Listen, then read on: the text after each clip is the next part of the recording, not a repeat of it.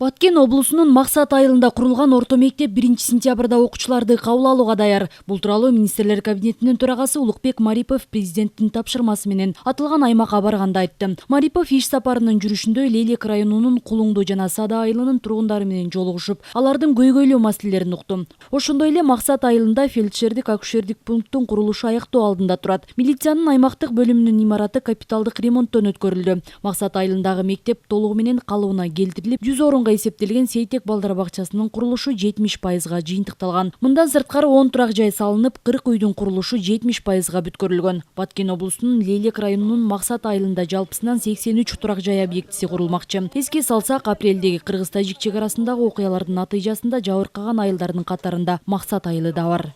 Азыр болгон күч аракетти жумшап атабыз. Мектебин мектепте, жолун жолдой, мынандай планга кирбеген жолдорду да каражатын таап берип атабыз. Бүт шартын түзүп беребиз. Баардык күч аракет ушуга жумшалат азыр. Ар бир мына бүткөн үйлөргө суу кирсин деп атабыз да шарты менен.